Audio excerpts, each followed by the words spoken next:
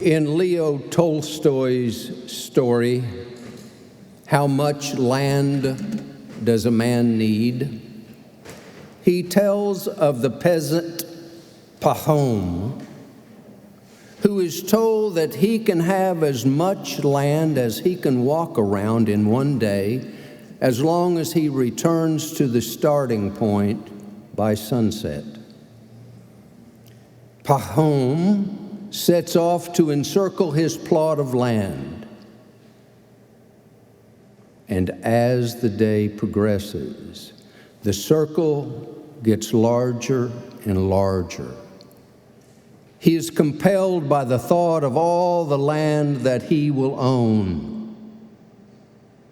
Until sunset, he staggers and drops dead of a heart attack just a little short of where he started. And then all he needs is a plot 8 feet by 3 feet by 6. Jesus might call Pahom a fool. The text that Carla read for us this morning talks about a rich fool. It's another one of Jesus' wonderful stories.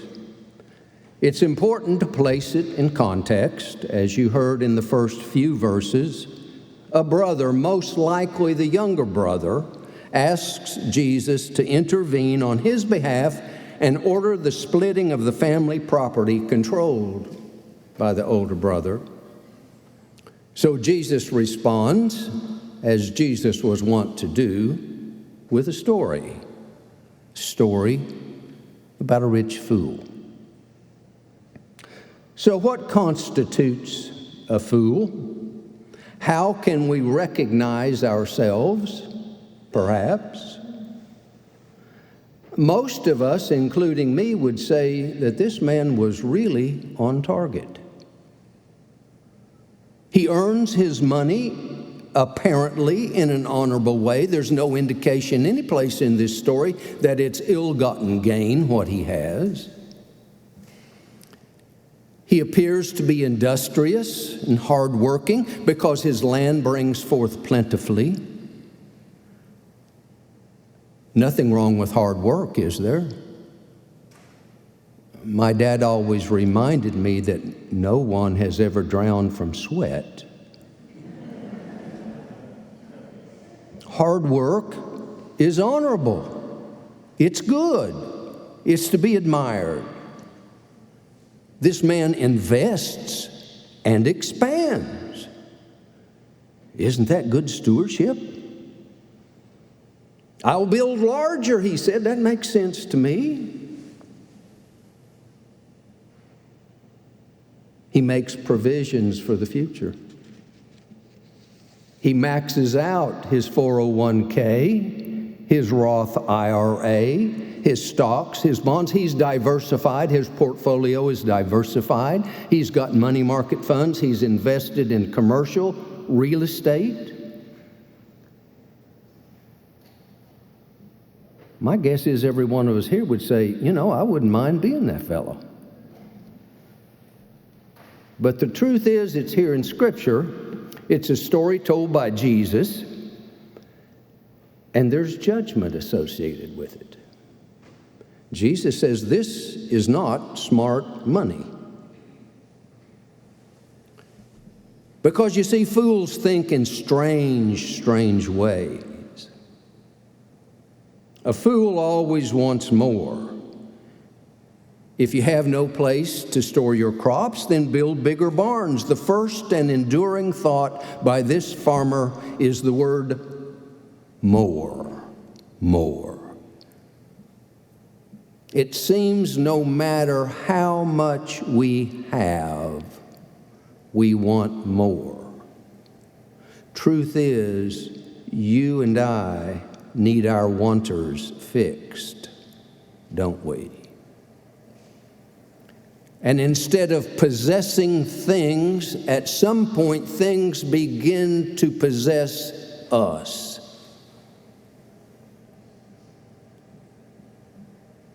Or at least the desire You see, it really isn't dependent on how much you have, it's how much you desire to possess. Psalm 37:4 reads this way, "Take delight in the Lord, and He will give you the desires of your heart." That sounds good until Carlisle Marney gets a hold of it. And he translated it this way, "Delight thyself in the Lord, and He will teach your heart what you can afford to want." Fool fails to understand that verse. When will we learn that our value, our worth, does not consist in the abundance of our possessions? More may kill you. More may separate you from your children, your spouse, your family. More may keep you from God's service. But a fool always wants more. Not all the land, just the land that adjoins my property, right?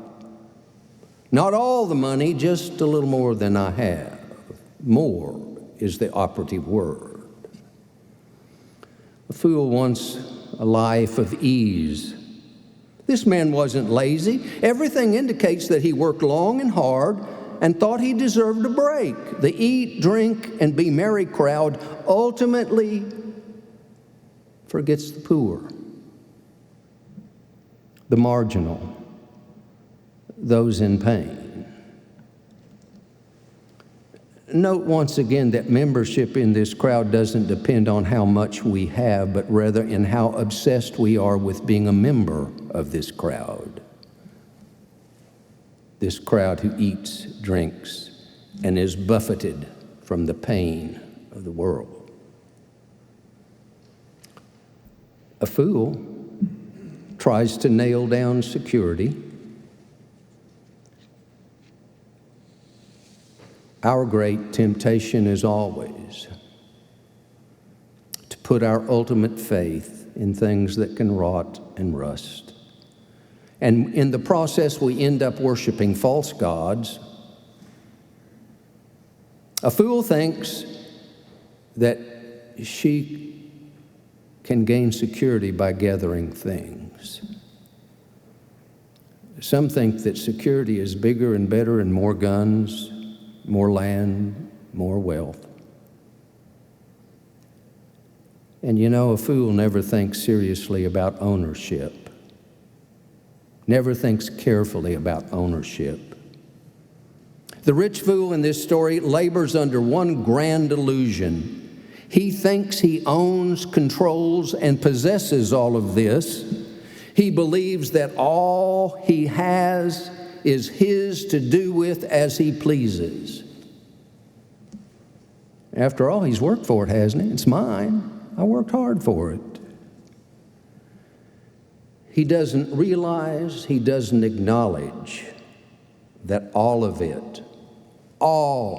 it is on loan to him.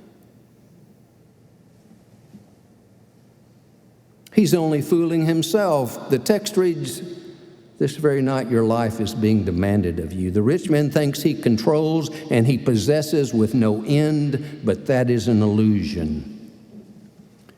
You see, there are two kinds of investments. We can invest in things that will last until we die, and that's not a bad kind of investment. But the warning of Scripture is that if we put all of our eggs in that investment basket, we will be sorry, for this stuff can be easily taken or lost. And on the other hand, we can invest in heavenly acts of kindness. You can help the child.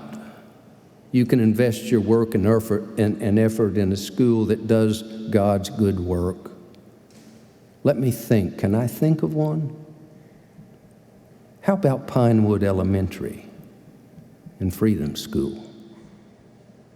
You can support mission missions locally and globally. This is a much different kind of investment. An investment in climate justice, racial justice, economic justice, and welcome. Welcome to the stranger. Welcome home, stranger.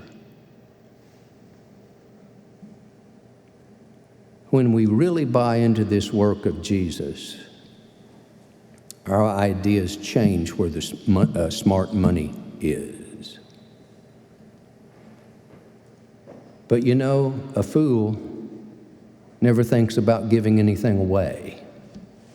The man never sees beyond himself. There is no parable of Jesus that is so full of the words, I, me, my, mine. 11 times this man uses those words. My crops, my barns, my goods, my soul. He doesn't enter into dialogue with the community. He never thinks of others. He only consults with himself. He doesn't know the word we. We. That's a life-giving, community-building, other-directed word. We. That's a part of loving our neighbor as ourselves. We. You see, he sees nothing but his own wants, his so-called needs. He feels no obligation to anyone else according to the text, no one other than himself. Our stewardship of all that has been loaned to us is not about tax breaks. It's about soul health. It's the responsible stewardship of all our resources, all aspects of our lives. The fool thinks that there is nothing out in front of him but endless tomorrows, filled with laughter, great food, and a life of ease. You fool! This very night your life is being demanded of you. He's dead. No heartbeat. Guess what? He no longer possesses what he thought he possessed. It's gone. He forgets that he's not going to live forever.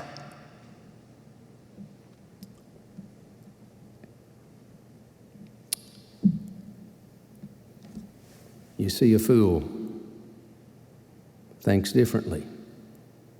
The ground yields an incredible crop, a lavish gift of the earth, but it never dawns on this man that it's all grace. You know what grace is, don't you? Justice is getting what we deserve. Mercy is not getting what we deserve.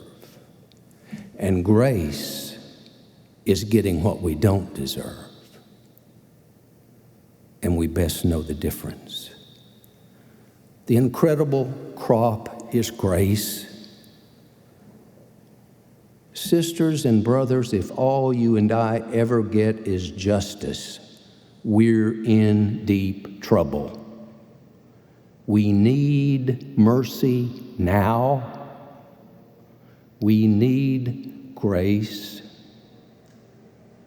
When we recognize that all is grace and gift, then and only then, according to the text, we have risen beyond being a fool. Then we can begin the journey toward a responsible, generous life. A fool, Jesus says, is one who makes decisions and does not take into consideration that this is grace that comes from God. You and I are fools when we settle for less than our loving Creator wants for us. So, the call for those of us for whom death has not summoned is to build different kinds of barns and throw different kinds of parties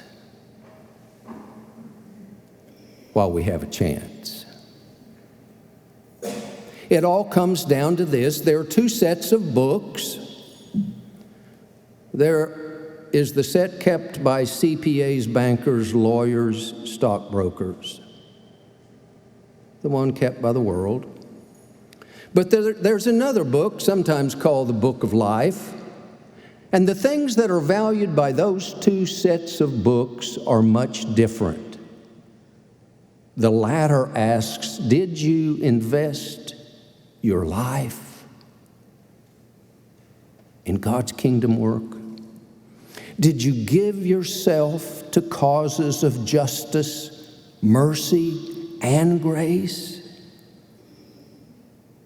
Or perhaps I might add, some of you Myers Park people might recognize this. Did you give yourself to inclusivity, to spirituality, to community, to justice? Did you? The rich fool only knows I, me, my, mine. He knows no we. Which raises a good question. How large is the we in your life?